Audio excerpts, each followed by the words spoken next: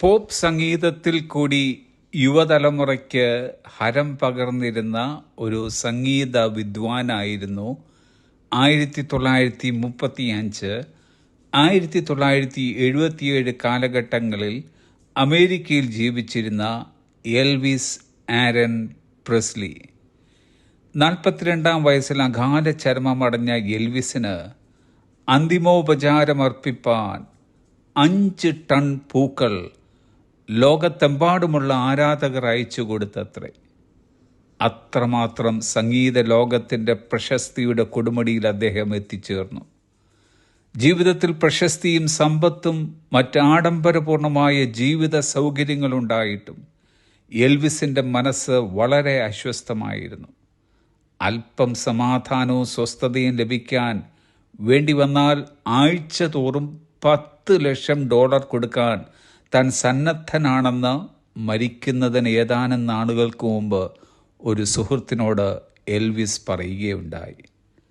ലോകത്തിൽ എന്തു തന്നെ നേടാൻ കഴിഞ്ഞാലും സമാധാനമില്ലെങ്കിൽ എന്തിനീ ധനം, എന്തിനീ പ്രശസ്തി, എന്തിനീ ഉല്ലാസ ജീവിതം എന്നയാൾ സ്വയം ചോദിച്ചു. ഇന്ന് ലോകത്തിൻ്റെ പ്രമോദമായിരിക്കുന്ന പോപ്പ് ഗായകരും സിനിമാ ലോകത്തിലെയും സാംസ്കാരിക രംഗത്തിലെയും പ്രഗത്ഭന്മാരുമായിരിക്കുന്ന ഒട്ടനവധി പേർക്ക് പ്രശസ്തിയുണ്ട്. പക്ഷെ ജീവിതത്തിൽ പലർക്കും സ്വസ്ഥതയില്ല. കൊട്ടാര സമാനങ്ങളായ വീടുകളുണ്ട്, പക്ഷേ ഉറക്കമില്ല. കോടികളുടെ സമ്പാദ്യമുണ്ട്, പക്ഷെ സമാധാനമില്ല. എന്നാൽ ഒരു ക്രിസ്തു വിശ്വാസിയെ സംബന്ധിച്ചിടത്തോളം ഒരുപക്ഷെ മറ്റു പലരും അറിയാതെ ഒരു ഒഴിഞ്ഞ കോണിൽ ജീവിതം കഴിച്ചു കൂട്ടുന്നവരായിരിക്കാം. മഴ പെയ്താൽ വെള്ളം ചോരുന്ന കുടിലിലായിരിക്കാം അവരുടെ പാർപ്പിടം. ദിവസം തോറുമുള്ള ആഹാരം കിട്ടിയാലായി, കിട്ടിയില്ലെങ്കിലായി. എന്നാൽ ക്രിസ്തുവിനെ കണ്ടെത്തി എന്ന കാരണത്താൽ അവർക്ക് കിട്ടിയ ഏറ്റവും വലിയ സമ്പാദ്യം എന്നുള്ളത് യേശു കർത്താവ് നൽകിയ സമാധാനമാണ്. ഈ സമാധാനം ലഭിപ്പാൻ $10 ലക്ഷം പോയിട്ട് $1 പോലും ചെലവഴിക്കേണ്ടതില്ല.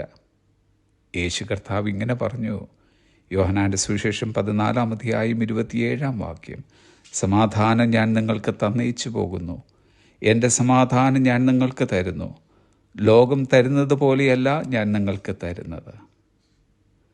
സമാധാനമോ സ്വസ്ഥതയോ ഇല്ലാതെ ജീവിതം കഴിച്ചു കൂട്ടുന്ന ആരെങ്കിലും ഇന്ന് ഈ സന്ദേശം കേൾക്കുന്നുവെങ്കിൽ ഇന്ന് തന്നെ യേശു കർത്താവിൻ്റെ പാദാന്തികെ വരിക.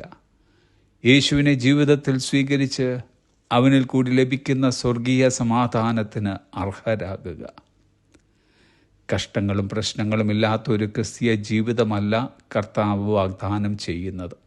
പകരം ജീവിതത്തിൽ പ്രതിസന്ധികൾ വരുമ്പോഴും തളർന്നു പോകാതെ ഒരു ഭക്തന് പിടിച്ചു നിൽക്കുവാൻ കഴിയുന്നത് യേശുവിലെ തൻ്റെ ആശ്രയവും യേശു നൽകിയ സമാധാനവും നിമിത്തമാണ്. ജീവിതത്തിൽ ഒട്ടനവധി പ്രശ്നങ്ങളെ അഭിമുഖീകരിച്ച കോരഹുപുത്രന്മാർ 46-ാം സങ്കീർത്തനത്തിൽ ഇങ്ങനെ പാടുന്നു, ദൈവം നമ്മുടെ സങ്കേതവും ബലവുമാകുന്നു, കഷ്ടങ്ങളിൽ അവൻ ഏറ്റവും അടുത്ത തുണയായിരിക്കുന്നു. അതുകൊണ്ട് ഭൂമി മാറിപ്പോയാലും പർവ്വതങ്ങൾ കുലുങ്ങി സമുദ്രമധ്യേ വീണാലും അതിലെ വെള്ളം ഇരച്ച് കലങ്ങിയാലും അതിൻ്റെ കോപം കൊണ്ട് പർവ്വതങ്ങൾ കുലുങ്ങിയാലും നാം ഭയപ്പെടുകയില്ല. സൈന്യങ്ങളുടെ യഹോവ നമ്മോടുകൂടെയുണ്ട്, യാക്കോബിൻ്റെ ദൈവം നമ്മുടെ ദുർഗമാകുന്നു. 16-ാം നൂറ്റാണ്ടിൽ ജീവിച്ചിരുന്ന തോമസ് വാട്സൺ എന്ന സുവിശേഷ പ്രാസംഗികൻ്റെ ഒരു വാചകം ഇങ്ങനെ, if God be our God, he will give us peace in trouble. When there is a storm without, he will make peace within. The world can create trouble in peace, but God can create peace in trouble. ദൈവം നമ്മുടെ ദൈവമെങ്കിൽ കഷ്ടതകളിൽ അവൻ നമുക്ക് സമാധാനം തരുന്നു. തിരമാലകൾ കടന്നു വരുമ്പോൾ അവൻ അവയിൽ സമാധാനമുണ്ടാക്കുന്നു. സമാധാനത്തിനുള്ളിൽ പ്രശ്നങ്ങൾ ഉണ്ടാക്കുവാൻ ലോകത്തിന് കഴിഞ്ഞെന്ന് വരും. എന്നാൽ പ്രശ്നങ്ങൾക്കുള്ളിൽ സമാധാനമുണ്ടാകുവാൻ ദൈവത്തിന് കഴിയും. Have a blessed day.